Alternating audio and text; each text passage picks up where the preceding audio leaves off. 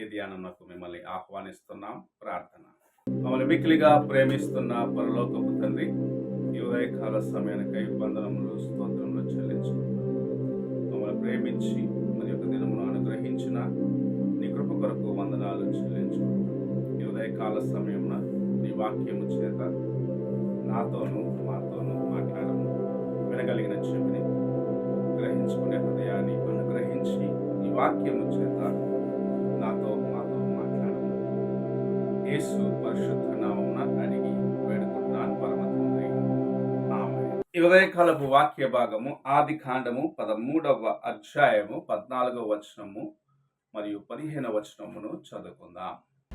లోతు అబ్రామును విడిచిపోయిన తరువాత యెహోవా, ఇదిగో నీ కన్నులెత్తి నీవు ఉన్న చోట నుండి ఉత్తరపు తట్టు, దక్షిణపు తట్టు, తూర్పు తట్టు, పడమర తట్టును చూడుము.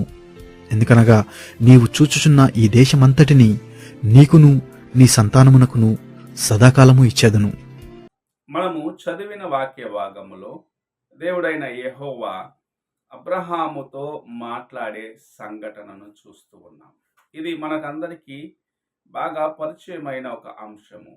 లోతు అబ్రహామును విడిచిపెట్టి తన యొక్క ఇష్టానుసారముగా సొదొమ గొమొర పట్టణంలోకి వెళ్ళిన తర్వాత దేవుని యొక్క వాక్యము తన సేవకునికి ప్రత్యక్షమయ్యే కార్యమును ఇక్కడ చూస్తూ ఉన్నాం.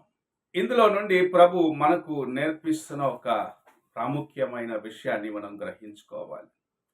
అబ్రహాముతో పాటు బయలుదేరి వచ్చినాడు లోతు. అయితే లోతు ఉన్నంత వరకు ప్రభు అబ్రహామును ఆశీర్వదిస్తాను అన్న మాట సంపూర్ణము చేయబడలేదు. ఎప్పుడైతే లోతు అబ్రహామును విడిచిపెట్టి తాను ఎన్నుకున్న ప్రాంతమునకు వెళ్ళిపోయినాడో, దేవుని యొక్క వాక్యము అబ్రహాముకు ప్రత్యక్షమై ఆయనతో ఇలాగూ సెలవిస్తున్నది.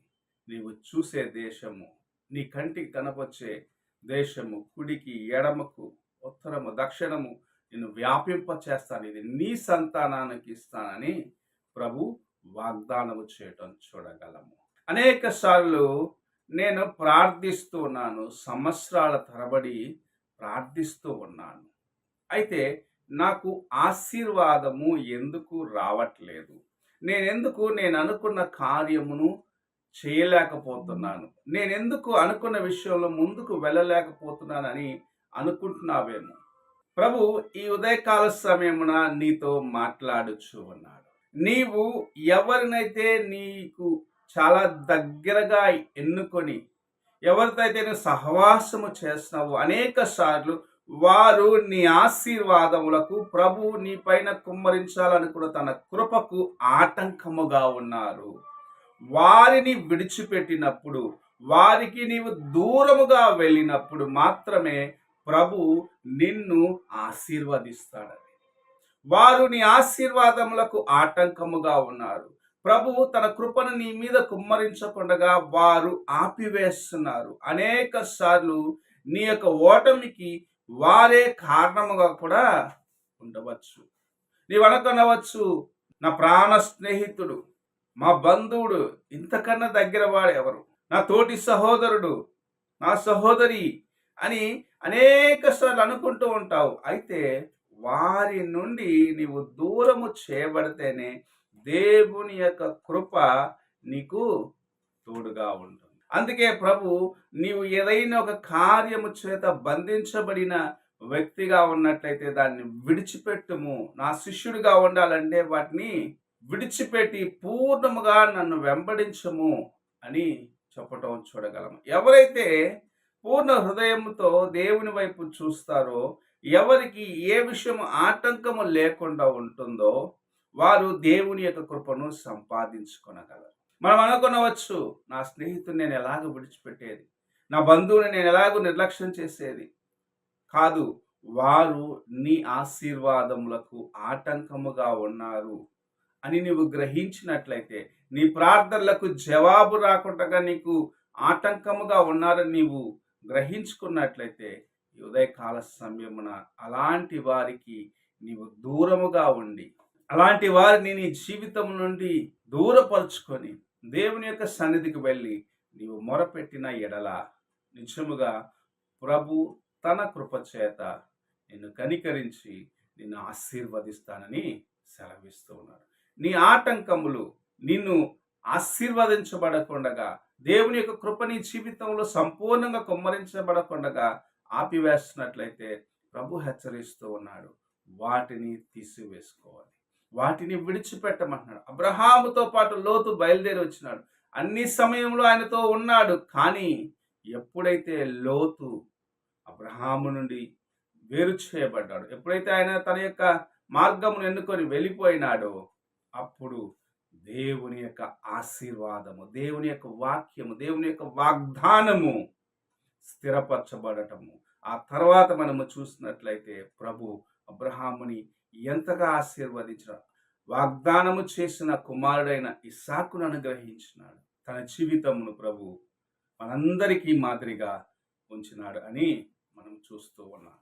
ఈ ఉదయకాలమున నీకు దేవుని యొక్క కృప సంపూర్ణముగా దొరకకుండగా ఎవరు ఆటంకపరుస్తున్నారు, ఏ పరిస్థితులు ఆటంకపరుస్తున్నాయి, ఏమిటి నీకు దేవునికి మధ్యలో ఆటంకముగా ఉన్నాయని పరీక్షించుకొని వాటిని దేవుని సన్నిధిలో మొరపెట్టుకొని విడిచిపెట్టి ఆయన కృప కొరకు వేడుకున్నట్లయితే తప్పక ప్రభువు నిన్ను అనేక రెట్లు ఆశీర్వదించి అందరి ముందు నిన్ను మాదిరికరంగా ఉంచుతారని వాగ్దానము చేయుచున్నాడు.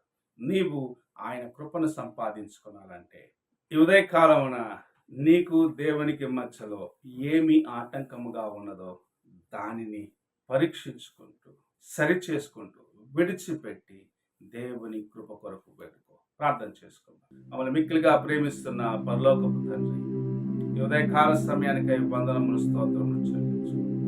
దేవా, నీ కృప చేత మమ్మల్ని కనికరించిన నీవు నాయన మమ్మల్ని ఆశీర్వదించాలనే ఆశ కలిగి అయితే మేమే అనేక సార్లు మా యొక్క ఆశీర్వాదమును ఆపివేసుకునే వారిగా ఉంటున్నాం. దేవా, నీవు అనుగ్రహించాలన్న ఆశీర్వాదములను సంపాదించుకునకుండా ఆటంకముగా ఉన్న ప్రతి కార్యమును ఉదయ కాలమున నీ హస్తములకు అప్పగిస్తూ వాటిని నాయన తీసివేసి నీ కృపలో నాయన మేము ముందుకు కొనసాగేదానికి కావాల్సిన జ్ఞానమును, నీ యొక్క వివేచనను దయచేయమని, దేవా, నీలో ఎదిగేదానికి, నీ కృపను సంపాదించుకునేదానికి మాకు సహాయము చేయమని యేసు పరిశుద్ధ నామమున అడిగి వేడుకుంటున్నాను తండ్రి. ఆమేన్. తండ్రి అయిన దేవుని ప్రేమ, కుమారుడైన క్రీస్తు కృప, ఆదరణకర్తైన పరిశుద్ధాత్మ యొక్క సహవాసం ఇప్పుడు ఎల్లప్పుడూ తోడయుండి సదాకాలము నడిపించును గాక. ఆమేన్.